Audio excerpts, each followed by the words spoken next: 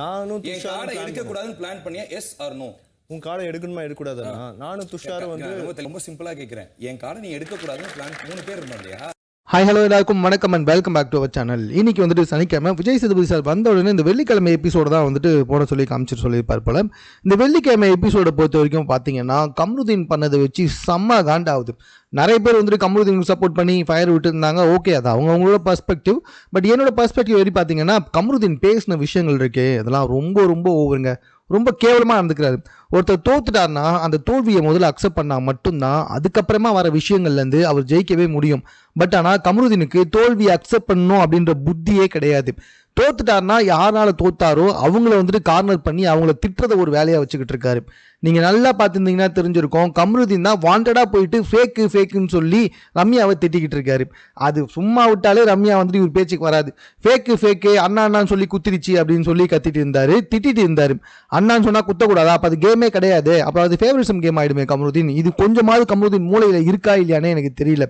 நாளைக்கே வந்துட்டு பார்வதிக்கு ஏதாவது பிரச்சனை போயிட்டு பார்வதி தான் கேம் இருந்தால் பார்வதிக்கு அகைன்ஸ்டாக விளையாடவே மாட்டார் போல, சப்போர்ட்டிவாக விளையாட போகிறார். அப்போ அது ஃபேவரிசம் கம்ருதீன்.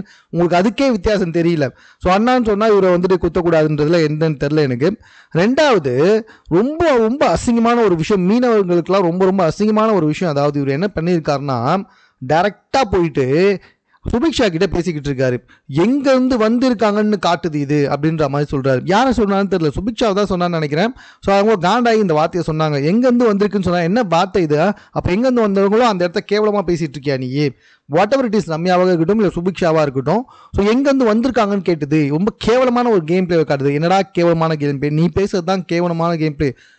நீ தோத்துட்ட, அதை அக்செப்ட் பண்ணிக்கிறதுக்கு துப்பு இல்லாமல் யாரால தோத்தியோ அவங்க போய் தேடி கண்டுபிடிச்சி திட்டிக்கிட்டு சண்டை வலிச்சுக்கிட்டு அவங்க ஃபேக்கு, அவங்க எங்கேருந்து வந்திருக்காங்கன்றத இதை காட்டுது அப்படின்ற மாதிரி சொல்லிட்டு இருக்காரு. வார்த்தைக்கு வார்த்தை ஒரு இனத்தை மாதிரி சொன்னார், நான் ஜெயிச்சு வந்தேன்ட்டு. அதை விஜய் சேதுபதி சார் எனக்கு உடைச்சிட்டாரு. அதாவது அவங்க விட்டு குத்தினால தான் நீ ஜெயிச்சு வந்தடா அப்படின்ற மாதிரி வந்துட்டு சொல்லி செம்ம அசிங்கப்படுத்திட்டாரு. ஜெயிச்சு வந்தாங்களோ ஓட்டிங் பண்ணி வந்தாங்களோ அந்த இடத்துல 3 பேர் இருக்காங்க. அவங்கள யார் கேப்டன்? அவ்வளோதான், சிம்பிள். யார் வேணாலும் குத்தலாம். ஏன் கடைசியாக வந்துட்டு நம்ம இவர் இருக்காரு சபரி கூட தான் வந்துட்டு கனியை குத்துனாங்க. அவங்கெல்லாம் கேங்கு, அவங்களே வந்து குத்திக்கிறாங்க. நீலாம் கேங்கே கிடையாது, உன்னை குத்துனா நீ ஏன் தேவையில்லாம இவ்வளோ டென்ஷனாக வருன்னு எனக்கு தெரியல. அது மட்டும் இல்லை, ரொம்ப அசிங்கமாக வந்துட்டு நடந்துக்கிறாரு. நான்லாம் வந்துட்டு பாத்ரூம் போன கேப்பில் குத்திட்டாங்க. பாத்ரூம் அதான் கேமே. கிட்டத்தட்ட ஒரு திருட்டு டாஸ்க் வைப்பாங்க பிக் பாஸ் வீட்டுக்குள்ளே. தூங்காமல் கொள்ளாம மாற்றி ஷிஃப்ட் கணக்கில் இருப்பாங்க. இல்லை பரவாயில்ல நான் தூங்குவேன் ஆனால் நீங்கள் எடுக்கக்கூடாதுன்னு சொன்னால் எப்படி? நான் பாத்ரூம் போவேன் ஆனால் நீ குத்தக்கூடாதுன்னு சொன்னால் எப்படி? அந்த மாதிரி ரொம்ப கேவலமான ஒரு கேம் பிளேவை தான் வந்துட்டு கம்ருதீன் விளையாடினாரு. அதனால தான் வந்த உடனே விஜய் சேதுபதி சார் கம்ருதீனை வச்சு செஞ்சது. ஏன்னா அவரை பொறுத்த வரைக்கும் ஃபேர் பிளே அப்படின்றது வந்துட்டு அவருக்கு எந்த ஒரு பிரச்சனையும் வரக்கூடாது. அவருடைய மனசு கோணாமல் விளையாடணும். அவரை வந்துட்டு யாருமே வந்துட்டு கத்தியில் அவருடைய இமேஜை குத்திடக்கூடாது, அந்த பொம்மையை குத்தக்கூடாது. அதுதான் ஃபேர் பிளேன்னு சொல்லிட்டு கம்ருதீன் நினச்சிக்கிட்டு இருக்காரு. அதுக்கு தான் விஜய் சேதுபதி சார் என்ன பண்ணார்னா, நீ வந்து அந்த ரூலை ஒழுங்காக படி. அதாவது அவர் பார்க்காத பொழுது அவருடைய பொம்மையை குத்தணும் அப்படின்ட்டு தான் ரூல். அதுக்கு நீ பாத்ரூம் போனா என்ன, இல்லை வேற எங்கே போனா என்ன, நீ பார்க்காதப்ப அவங்க குத்துனாங்க, அவ்வளோதான், கேம் முடிஞ்சிச்சு, அதுதான் ரூல். ஆனால் நீ என்ன சொல்கிற, பாத்ரூம் போனப்போ குத்திட்டாங்க, வேறு கேமில் இன்ட்ரெஸ்ட் ஆகும்போது குத்திட்டாங்க. டே லூஸ், அதுதான்டா கேமு, நீ இதில் தான் இருக்கணும். வேறு எங்கேயா போனால் கூட நீ இதில் தான் கான்சன்ட்ரேட் பண்ணிட்டு உட்காந்துட்டு இருக்கணும், புரியுதா? அதுதான் கேம்.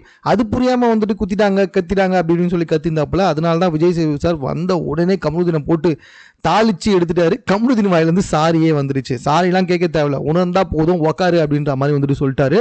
அது மட்டும் இல்லை, ஆஃப்டர் ஆடுக்கு அப்புறமா வந்துட்டு கம்ருதீன் பேசிட்டு இருக்காரு பாரு கிட்ட. நீ உண்மையா உணர்ந்தியா அதான் முக்கியம்னு சொல்லிட்டு பாரு கேட்டப்ப இல்லைன்ற மாதிரி சிரிச்சுக்கிட்டே போறாரு. ஸோ உணரல. அது மட்டும் இல்லை, இதுக்கப்புறம் இந்த மாதிரி டேட்டி கேமை தான் விளையாடணுமா? அப்போ இன்னும் இவன் அதை உணரவே கிடையாது, அவன் பண்ணது தப்புன்னு. இதுக்கப்புறம் இந்த டேட்டி கேம் தான் விளையாடணும்னு சொல்லிட்டு உட்காந்துக்கிட்டு இருக்கான். பார்க்க தான் போகிறோம். ஏன்னா இது வரைக்கும் கிட்டத்தட்ட 13 நாள் தானே. ஸோ இதுக்கப்புறமா வந்துட்டு ஃபேவரிசம் பண்ணி நீ யாரையாவது காப்பாற்றி விட்றியா, இல்லைனா கூட இருக்க பார்வதியை நீ குத்த போறியா அப்படின்னு சொல்லிட்டு. கூட இருக்க பார்வதியை நீ குத்துனா ஓகே, நீ ஒரு நல்ல கேம் பிளேயர்னு சொல்லலாம். ஆனால் ஃபேவரிசம் பார்த்து விட்டுனா நீயும் ரொம்ப கேவலமானவன் தான்றதுல டவுட்டே கிடையாது. ஸோ அதே மாதிரி வந்துட்டு பார்த்தீங்கன்னா தேவையில்லாமல் நிறைய பேர் நிறைய வார்த்தைகளை பேசுறதுக்கு கம்ருதீன் வாயை வச்சுன்னு சும்மா இருந்தால் இவருக்கு ஜெயிக்கிறது கூட வாய்ப்பு இருக்குங்க.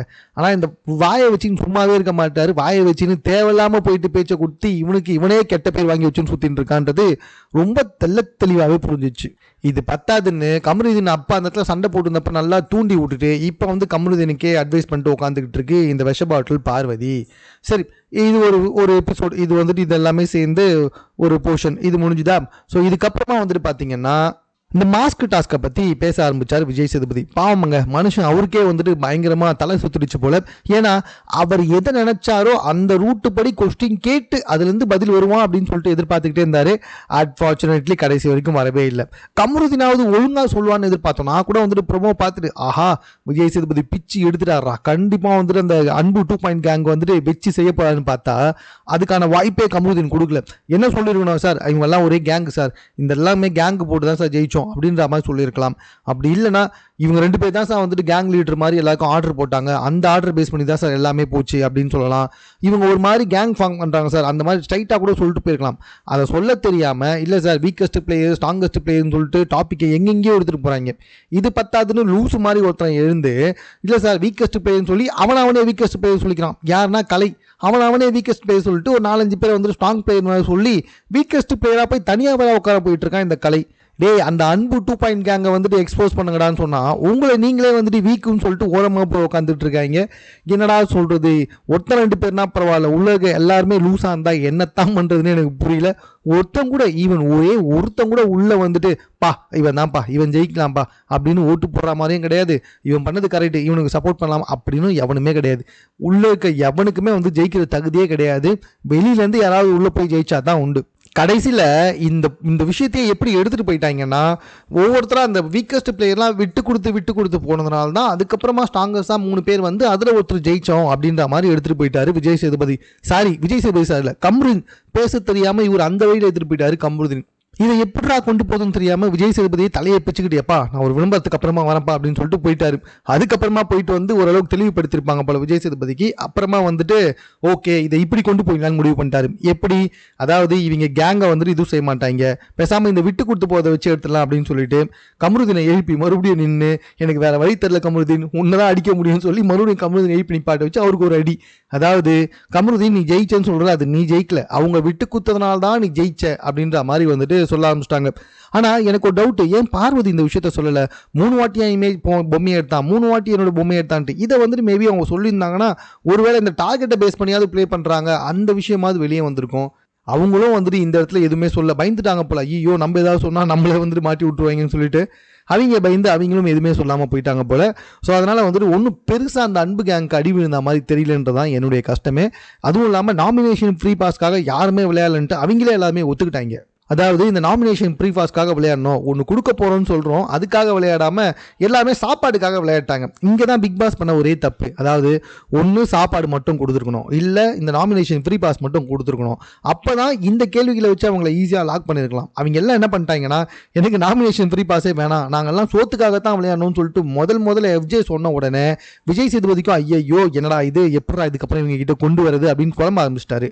பிகாஸ் ஆஃப் சாப்பாடுக்காக விளையாடணும்னு சொன்னோன்னா அப்போ நாமினேஷன் ஃப்ரீ பாஸ் தேவை இல்லைன்ற மாதிரி ஆயிடுச்சு எல்லாருக்கும். ஸோ அதனால அதையுமே வந்துட்டு விஜய் சேதுபதி ரொம்ப ஸ்ட்ராங்காக கேட்கவே முடியாமல் போச்சு. அந்த நாமினேஷன் ஃப்ரீ பாஸ்க்காக தானே நீங்கள் விளையாடி இருக்கணும், லூசுங்களா ஏன்டா அதுக்கு விளையாடல அப்படின்னு சொல்லிட்டு விஜய் சேதுபதி கேள்வி கேட்க முடியாத நிலைமைக்கு தள்ளப்பட்டார். சரி, இதுக்கப்புறம் இந்த எபிசோட வேலைக்கு ஆகாது, ரொம்பவே வந்துட்டு ஸ்ட்ரகிள் ஆகுது, ரொம்ப வந்துட்டு இடிக்குது அப்படின்னு சொல்லிட்டு எப்படியாவது எதுவுமே முடிச்சிடலான்னு சொல்லிட்டு என்ன பண்ணிட்டாருன்னா இந்த வீட்டுக்குள்ளே இருக்கவங்களுக்கு இருமுகம் யாருக்கு இருக்கு அப்படின்ற மாதிரி வந்துட்டு பேச ஆரம்பிச்சிட்டாங்க. இது ஒன்றும் பெரிய விஷயமே கிடையாது. ஏன்னா ஆல்ரெடி நம்ம எல்லாருக்கும் நல்லா தெரிஞ்ச விஷயம் தான், இவனை தான் சொல்லுவான், அவனை தான் சொல்லுவான் அப்படின்னு சொல்லிட்டு. அன்ஃபார்ச்சுனேட்லி பார்த்தீங்கன்னா நிறைய ஓட்டு சபரிக்கு தான் வந்துச்சு. ஏன்னா சபரி வந்துட்டு யோகாசனம் பண்ணி கோவத்தை குறைச்சிக்கிறாரு. கோவத்தை அவர் பயங்கரமாக கோவப்படுவார், பட் ஆனால் கோவப்படாமல் எல்லாருக்கிட்டையுமே எப்படி இருக்கணுமோ அப்படி இருந்துட்டு போயிடுறாரு. ஆனால் கோவத்தை காட்டவே மாட்டாரு அப்படின்னு சொல்லிட்டு 4 பேர் எழுந்துன்னு சபரிக்கு ஓட்டு போட்டு விட்டாங்க. பார்வதியை பயங்கரமாக தாக்குன்னு தாக்கிட்டாங்க இந்த விஷயத்தில். அதாவது திவாகர் கூட டான்ஸ் ஆடினா அது ஒரு பர்ஃபெக்டான கப்பலாக இருக்காது, ஒடவர் பிளே எந்த மாதிரியான பியூட்டிஃபுல்லான கப்பலாக இருக்காதோ ஒடவர் அந்த மாதிரி வந்துட்டு சொல்லியிருக்காங்க போல. இதை கரெக்டாக கார்னர் பண்ணி விக்ரம் வந்துட்டு அந்த இடத்துல போட்டு தாளிச்சிட்டாரு. இன்னொரு சைடில் பார்த்தீங்கன்னா ரொம்ப தெளிவாக எழுந்து ஒரு விஷயத்த சொல்லியிருக்காங்க. யாரு? துஷார்.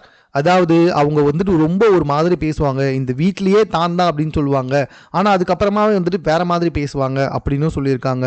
இன்னும் சில பேர் என்ன சொல்லியிருக்காங்கன்னா பார்வதி வந்துட்டு எப்படின்னா அவங்க பயங்கரமாக கன்னிங்காக நடந்துக்குவாங்க, பயங்கர இதுவாக பேசுவாங்க, நான் தான் பேசுவாங்க, அடுத்த சமயத்தில் வந்துட்டு கொஞ்சம் அன்பாக பேசுவாங்க. ஆனால் அவங்க அப்படி கிடையவே கிடையாது. இதை யார் தெரியுமா சொன்னது? கரெக்டாக சொன்னாங்க அப்சாரா. ஸோ பார்வதிக்கு வந்து இந்த 2 முகம் இருக்குது. பார்வதி வந்துட்டு கிட்டத்தட்ட 2 முகத்தை வச்சுக்கிட்டு தான் வீட்டில் சுற்றிக்கிட்டு இருக்காங்க. நான் தான் ஒரு சைடு சொல்லுவாங்க, அவங்கள சைடே வந்துட்டு வேறு மாதிரி போய் பேசுவாங்க அப்படின்னு சொல்லிட்டு.